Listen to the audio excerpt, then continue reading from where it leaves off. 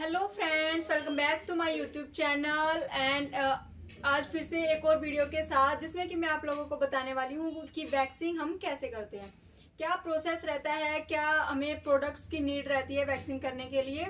तो चलिए जानते हैं। सबसे पहले हमारी ये देखिए, वैक्स और स्ट्रिप दो मेन चीज़ें हैं वैक्स करने के लिए। वैक्स हम कोई भी यूज़ कर सकते हैं, honey wax, aloe vera wax, dark chocolate, white chocolate. मैं मेनली वाइट चॉकलेट यूज़ करती हूँ।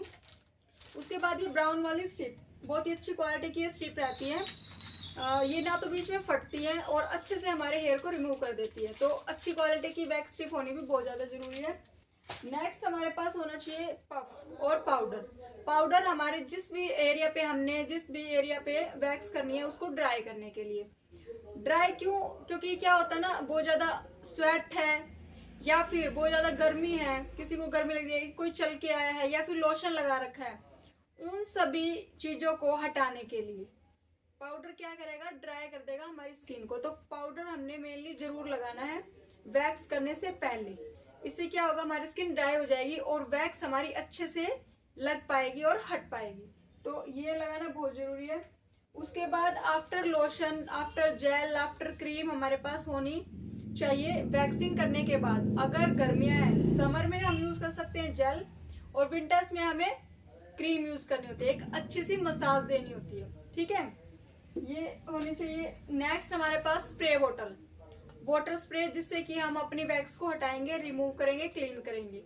ठीक है, इसमें वाटर और क्लीन करने के लिए हमारे पास टॉवल होना चाहिए, अच्छे से हम क्लीन करेंगे। नेक्स्ट हमारे पास वैक्सिंग गाउन होना चाहिए जिसको हम चेंज करवाएंगे और अच्छे से प्रॉपरली वैक्स कर पाएंगे। ठीक है, ये सारी चीजें हमारे पास होनी बहुत ही जरूरी है वैक्स करने के लिए। और लास्ट और मेन ये रहेगा स्पैचुला, वैक्सिंग स्पैचुला, जिससे हम वैक्स को अप्लाई करेंगे। ठीक है, तो अब मैं आप लोगों को बताती हूँ कि हमारी क्या डायरेक्शन रहेगी। मेनली हमने क्या ध्यान में रखना होता है वैक्स करने के लिए, ये फुल बॉडी के लिए चीजें हैं। जो भी हमारी हेयर की डायरेक्शन है उस चीज को आप समझ सकते हो, देख सकते हो। जनरली इसमें कोई भी ऐसा कोई लॉजिक नहीं है कि आपको याद करना है।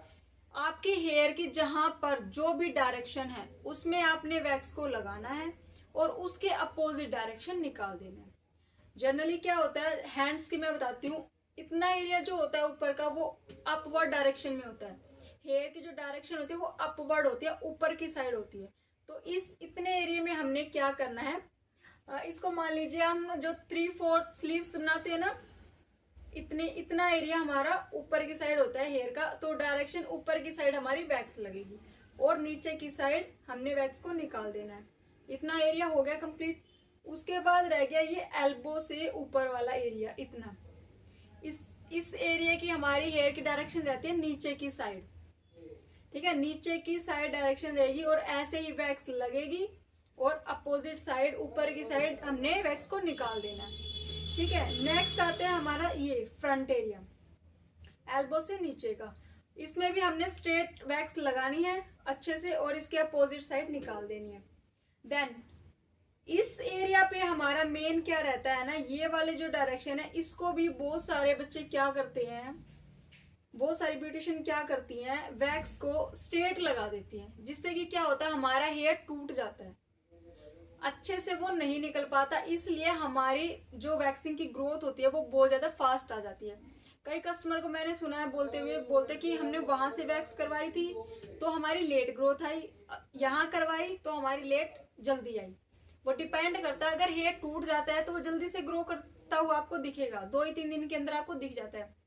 बट अगर वो रूट से निकला है, वो हेयर, तो उसको फिर बनने में, जो बल्ब होता है हमारा हेयर बल्ब होता है, उसको बनने में भी तो टाइम लगता है।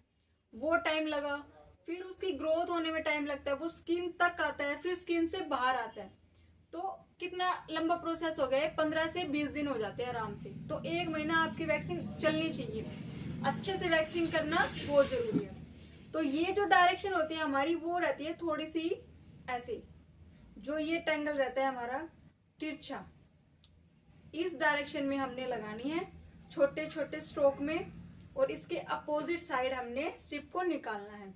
अगर ये चीजें आप लोगों ने सीख ली तो कभी भी आप वैक्सिंग में मार नहीं खाओगे, क्योंकि वैक्सिंग का मेन जो फंक्शन है वो यही है। अगर हेयर की डायरेक्शन में वैक्स लगी है और अपोजिट साइड निकली है तो वो अच्छे से वैक्स होगी और हमारी लेट ग्रोथ आएगी। इतना एरिया कवर होने के बाद फिर हमने क्या करना है, हाथों को ऐसे फोल्ड, ऐसे ऊपर की साइड फोल्ड करवाना है। फिर देखिए हमने वैक्स इधर ऐसे लगाई थी तिरछी, उसके बाद जो हेयर हमारे यहाँ रह जाते हैं फिर हमने चेक करना उनकी ग्रोथ ऊपर की साइड है या नीचे की साइड। ज्यादातर ऊपर की साइड ही होती है, तो हमने ऊपर की साइड ऐसे पूरे में वैक्स लगानी है और नीचे की साइड निकाल देनी है। ठीक है, एल्बो वाला एरिया हमने साथ साथ कवर कर लेना है। फिर उसके बाद फिंगर्स पे आएंगे।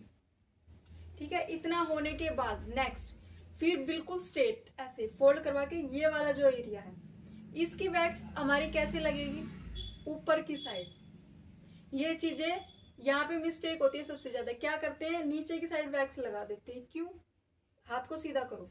ये वैक्स हमने कैसे लगाई थी, नीचे की साइड। सारे हेयर की डायरेक्शन नीचे की साइड है, हाथ ही तो हमने ऊपर किया है, डायरेक्शन तो वही है, हेयर की डायरेक्शन तो वही रहेगी। तो हमने ऐसे ऊपर की साइड लगाने हैं और नीचे की साइड हमने स्ट्रिप को निकालना है। ठीक है, ये चीजें हमने बहुत ध्यान रखनी है। वैक्सिंग का मेन रूल यही होता है कि जो भी हमारी हेयर की डायरेक्शन है उसमें हमने वैक्स को लगाना है और अपोजिट साइड में निकालना है। आई होप आप लोगों को ये वीडियो पसंद आई होगी। तो जिसको भी ये वीडियो पसंद आए लाइक कमेंट शेयर जरूर कर देना और चैनल को कर लेना सब्सक्राइब। Thank you.